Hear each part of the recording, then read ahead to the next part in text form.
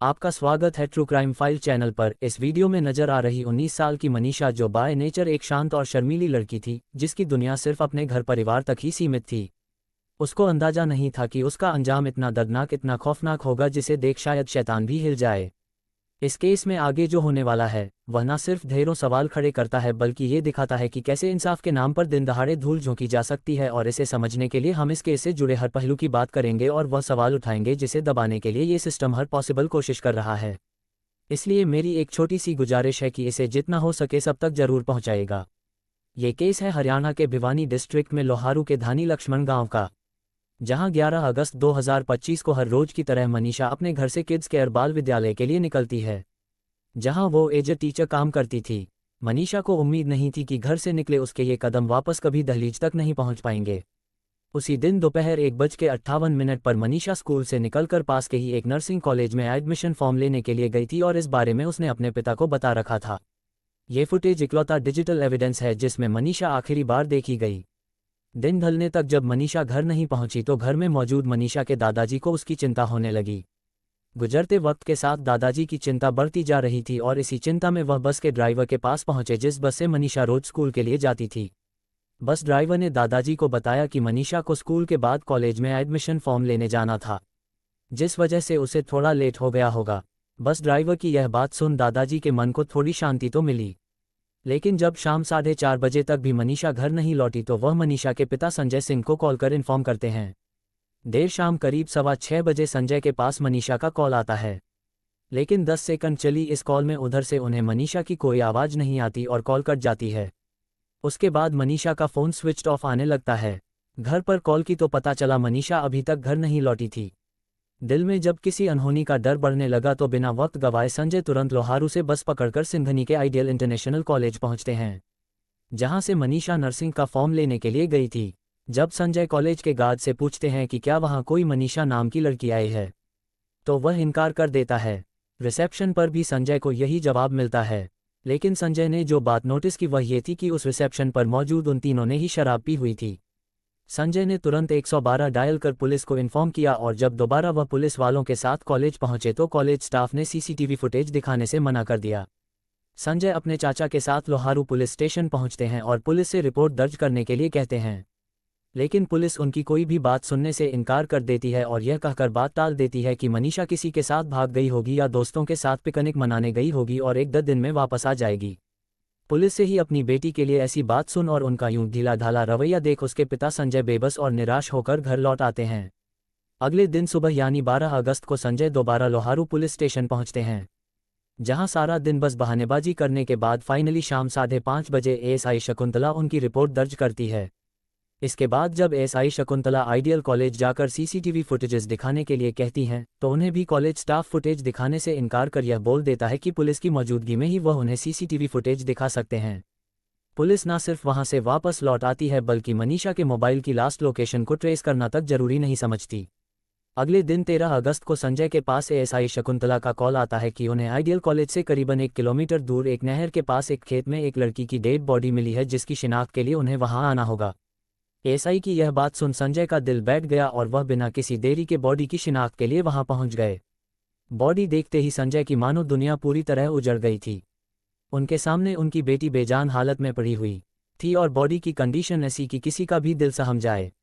मनीषा की बॉडी एक खेत में पड़ी हुई थी और उसका चेहरा बुरी तरह से डिकम्पोज हो चुका था, जैसे उस पर एसिड डाला गया हो। उसकी दोनों आंखें गायब थी। चेहरा इस कदर गलसा गया था कि पूरा जबड़ा नजर आ रहा था। मनीषा की गर्दन ऑलमोस्ट गायब थी और सिर्फ कुछ इंच से ही उसके शरीर से जुड़ी हुई थी।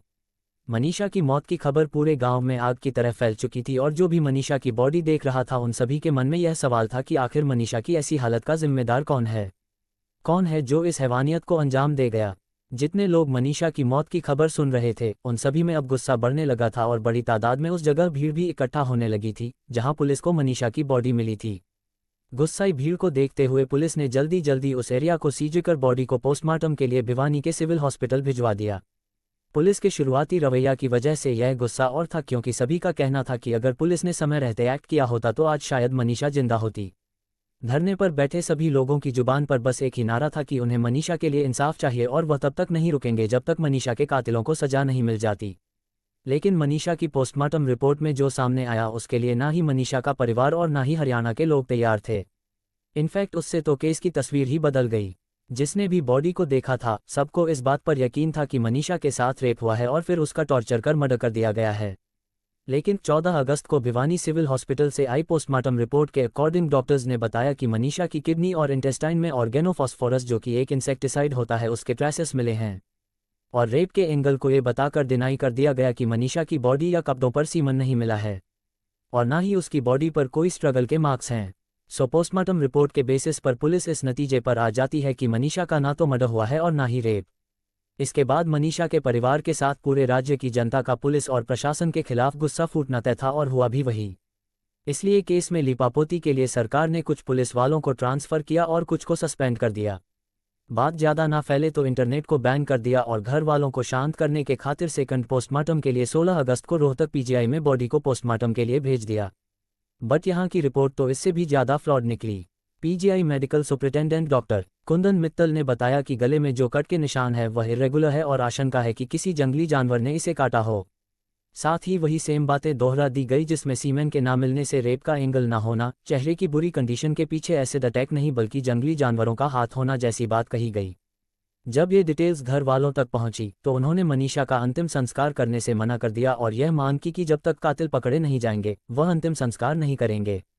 18 अगस्त को पुलिस अचानक से यह क्लेम करती है कि उन्हें मनीषा का लिखा हुआ एक नोट मिला है। बॉडी मिलने के इतने दिनों बाद पुलिस के पास ये नोट कैसे आया? और अगर पहले से यह नोट था तो फिर इतने दिनों तक छुपाकर क्यों रखा? सभी जनता और परिवार को लगने लगा कि यह एक बहुत बड़ा कवर अप है किसी बहुत ही पहुंच वाले शख्स को बचाने के लिए जो इसका असली गुनहगार है। इंसाफ और न्याय के लिए उठी आवाज़ को शांत करने के लिए। एक दिन बाद हरियाणा के सीएम का ट्वीट आता है कि मांग के मुताबिक इस केस की सीबीआई जांच होगी और एम्स में तीसरा पोस्टमार्टम होगा। बट सच कहूं तो मनीषा के केस में शुरू से ही इन्वेस्टिगेशन और पोस्टमार्टम में इतनी बड़ी गड़बड़ हुई है या फिर शायद की गई है कि सच सामने आना लगभग नामुमकिन सा बन गया है। और यह मैं ऐसा क्यों कह रहा हूं, इसको चलिए गहराई से समझते हैं।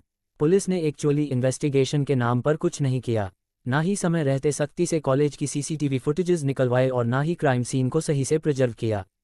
इनफैक्ट ना तो मनीषा का मिसिंग फ़ोन ढूंढा और ना उसके कॉल रिकॉर्ड्स और लास्ट एक्टिव लोकेशन को चेक किया, जो कि पुलिस इन्वेस्टिगेशन का सबसे बेसिक स्टेप होता है। बॉडी की कंडीशन देखकर यह साफ था कि गर्दन और उसके ऊपर के पूरे हिस्से को जानबूझकर कंप्लीटली डैमेज किया गया था, क्योंकि सिर्फ गर्दन से ही यह पता चल सकता था कि मर्डर गला घोटने यानी स्ट्रेंगुलेशन से हुआ है। नेक के एंटीरियर मिडलाइन में हॉइड बोन होती है, जिसके फ्रैक्चर होने से फॉरेंसिक्स में मैनुअल स्ट्रेंगुलेशन से हुई डेथ का पता चलता है। पुलिस और डॉक्टर्स का कहना है कि इसे किसी जानवर ने खाया होगा, लेकिन क्या ये सच में मुमकिन है? क्योंकि जानवर हमेशा सॉफ्ट टिश्यू वाले पार्ट को पहले खाते हैं, लेकिन यहाँ सिर्फ हार्ड बोन वाले हिस्से को नुकसान हुआ और सॉफ्ट टिश्यूज़ को जानवर ने टच भी नहीं किया। मनीषा के कपड़े भी अंतर थे, ना वह जानवरों के नोचने से फटे थे, ना उसमें किसी भी जानवर का सलाइवा मिला, जो कि ऑब्वियस था अगर बॉडी को सच में जानवर ने खाया होता।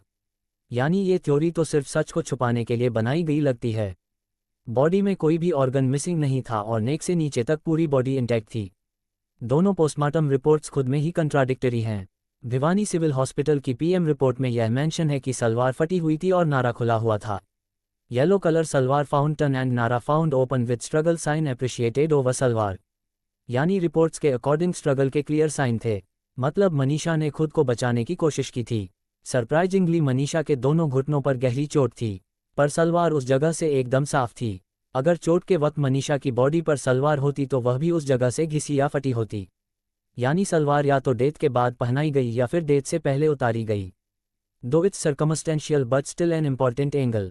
अब क्या एक लड़की अपने कपड़े खुद उतार कर खुले खेत में लेट जाएगी, जहां आम लोगों का आना जाना है? सरप्राइजिंगली रेप के एंगल को सिर्फ सीमेन के ना मिलने से डिनाई कर दिया गया, जबकि as per Supreme Court non presence of semen is immaterial, यानी सीमेन के प्रेजेंस या एब्सेंस से रेप का होना या ना होना वेरीफाई नहीं होता। पॉइजन वाले एंगल को देखें तो क्राइम सीन से बॉटल, रैपर या पेपर कुछ तो मिलता, लेकिन ऐसा कुछ भी नहीं मिला। और पॉइजन के कंजम्पशन के बाद के साइन जैसे डायरिया, मुंह से झाग निकलना, वॉमिट होना, ऐसे में उसके स्टेन्स कपड़ों पर मिलते, लेकिन ऐसा कोई भी जिक्र नहीं है। क्राइम सीन पर मनीषा की जूतियां ऐसे पड़ी मिली जैसे किसी ने जानबूझकर उतार कर फेंकी हो। क्राइम सीन के पास शराब की बोतल और टायर के निशान भी मिले, लेकिन उनका फॉरेंसिक टेस्ट करना पुलिस ने जरूरी नहीं समझा। सोइल सैंपल, टायर प्रिंट्स का मैच एंड मोस्टेंट मोबाइल टायर डंप, यानी उस एरिया के आसपास कौन से नंबर एक्टिव थे, कौन बाद में बंद हो गए, उन्हें ट्रेस करना। पुलिस ने एफएच के नाम पर ऐसा कुछ भी नहीं किया। यहाँ मनीषा की कॉल रिकॉर्ड्स, उसके फ्रेंड सर्कल, स्कूल, रिलेटिव्स, कोई स्टेटमेंट नहीं लिए गए। ना ही लड़ाई झगड़े अफेयर के एंगल को चेक किया गया। सबसे बड़ी बात, भिवानी सिविल हॉस्पिटल की पोस्टमार्टम रिपोर्ट और रोहतक पीजीआई की पोस्टमार्टम रिपोर्ट एक दूसरे से मैच ही नहीं करती हैं। भिवानी पीएम रिपोर्ट में मेंशन है कि आईबॉलर्स मिसिंग हैं। वहीं रोहतक पीजीआई की रिपोर्ट में लिखा गया है कि कॉर्निया और प्यूपिल फुल्ली डिकम्पोज्ड थे। जब पार्ट था ही नहीं तो डिकम्पोजिशन कैसे हुआ।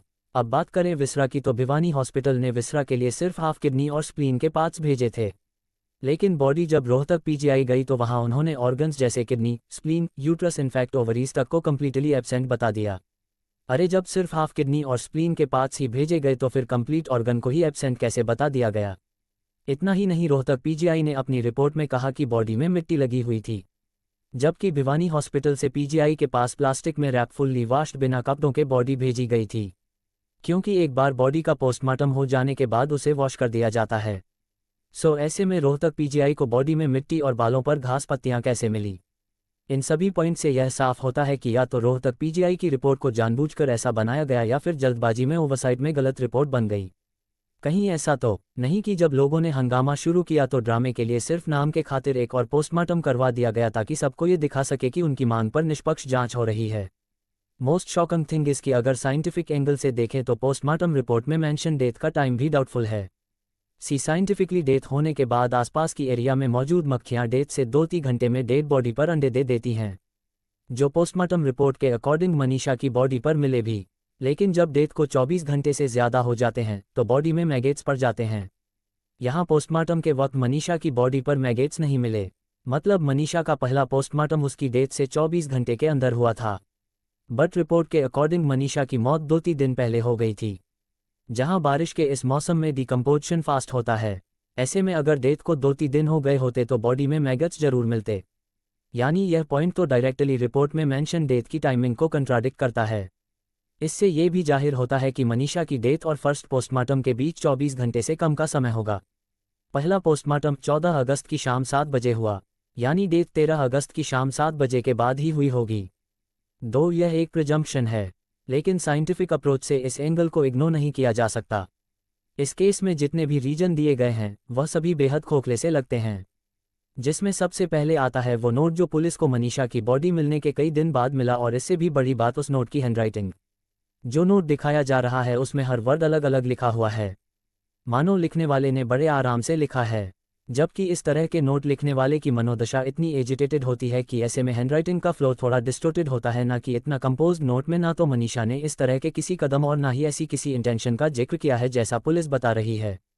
दूसरा पॉइंट है इंसेक्टिसाइड का, जो as per PM report organophosphorus के फॉर्म में मनीषा की बॉडी में मिला।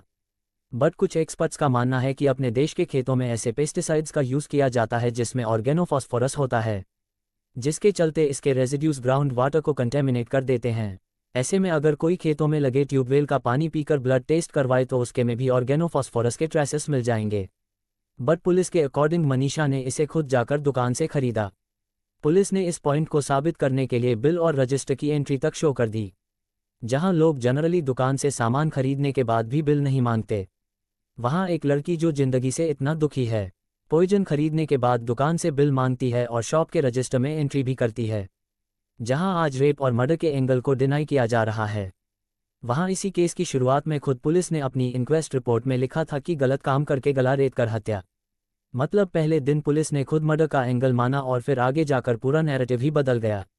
जब न्याय की गुहार लगाई गई तो सरकार ने पुलिस ऑफिसर्स के सस्पेंशन और ट्रांसफर का लॉलीपॉप थमा दिया, जबकि जरूरत थी इस केस को एक अच्छे और ईमानदार ट्रैक रिकॉर्ड वाले ऑफिसर को सौंपने की। लेकिन नहीं, उल्टा सच और नरेटिव को कंट्रोल करने के लिए कई सिटीज़ में इंटरनेट को ही बैन कर दिया। बीते केसेस को देखते हुए अब तो इसकी उम्मीद भी बेहद कम है कि इस केस में सीबीआई या फिर एम्स की 3rd PM रिपोर्ट कुछ नया खुलासा कर पाएगी।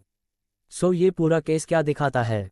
यही कि इन्वेस्टिगेशन में इतने लूप होल्स हैं कि अगर असली कातिल पकड़े भी जाए तो वह भी बड़े आराम से कानून की गिरफ्त से बचकर निकल जाएंगे, क्योंकि कोर्ट में हमेशा बेनिफिट ऑफ डाउट एक्यूज्ड को जाता है। बिकॉज ऑफ दिस ये कहना गलत नहीं होगा कि यह एक क्लियर कट मर्डर का केस दिख रहा है with high probability of rape और अटेम्प्ट टू रेप। जिसे नेग्लिजेंस और मैनिपुलेशन से इतना डैमेज कर दिया गया है कि सच और इंसाफ की उम्मीद करना नामुमकिन सा लग रहा है। Subscribe true crime file.